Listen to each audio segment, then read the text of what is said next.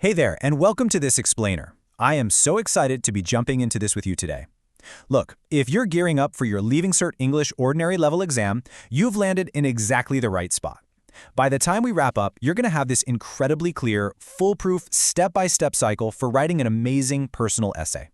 We'll break it down so simply that you can literally memorize the formula, walk into that exam hall, and feel totally confident. So here's our game plan for today. We'll cover what a personal essay actually is, how to properly understand the question, getting your preparation and planning right, the core essay writing structure, and finally some top-tier advice to help you finish strong. Let's get right to it. Section 1. What exactly is a personal essay? Okay, the absolute first, non-negotiable rule is this. You've got to write in the first person. That simply means using the word I. And it absolutely must be about real experiences. Seriously, guys, no fiction here. Don't make things up. It has to be about you and the things that have actually really happened in your life. Now here is the single biggest mistake students make. They just tell a story from start to finish. You really can't just tell a story. You have to reflect. What does that mean? It means thinking deeply about what the experience taught you. Sure, you're going to use narration to tell your anecdote, the story part, but the vast majority of your writing needs to be reflective. It is all about the lesson learned. Actually, let me read you this exact quote straight from the examiner's notes.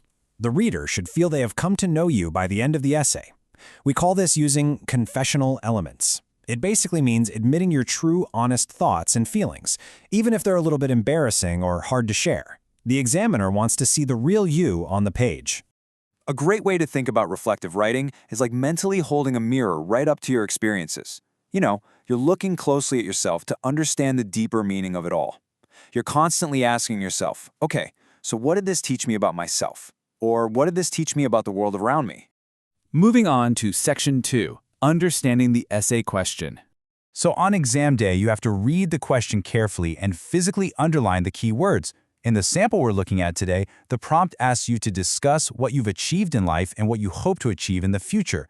So naturally, the keywords are achieved and future. You'll also need to pop a simple title at the top of your page, something like Achievements. But here's a pro tip. Students often decide on their exact title at the very end of the exam, once they fully understand the main message of what they just wrote. And this brings us to the golden rule. Every single paragraph you write simply has to tie back to those underlined words. If your essay drifts away from the main theme of achievements, you're going to lose marks. Think of the theme as your anchor. It keeps you from floating away. All right, Section 3, Preparation and Planning.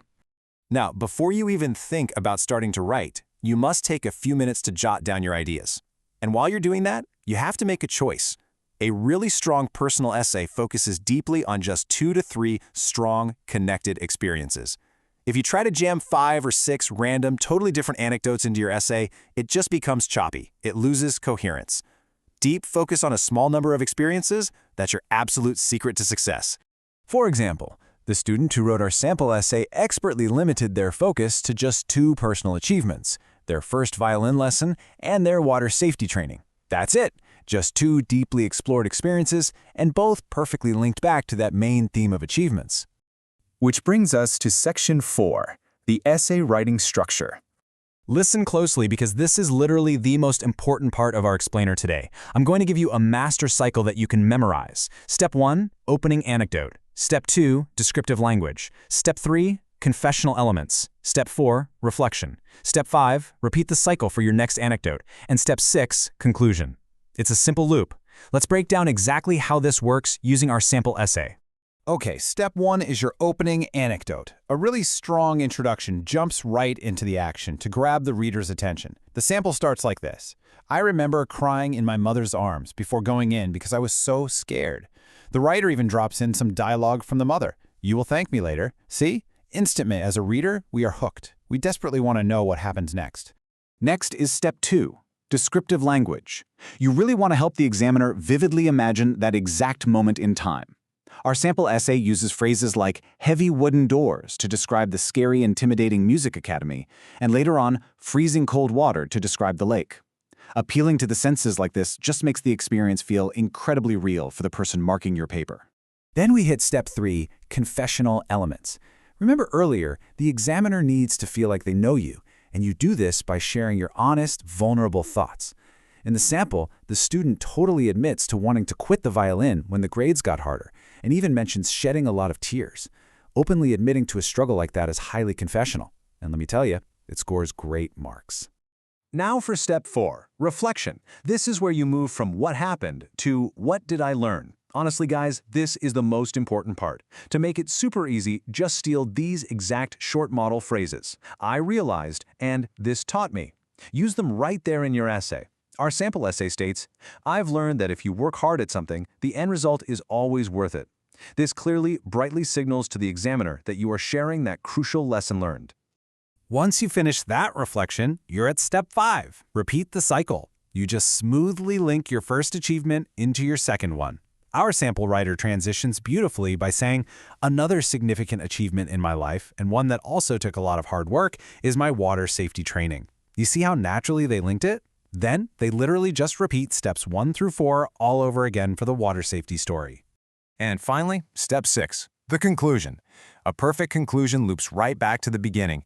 It creates this incredibly satisfying sense of closure. Just like our sample essay returns to that very first intimidating violin lesson and reflects once more on the family support and encouragement that got them through it.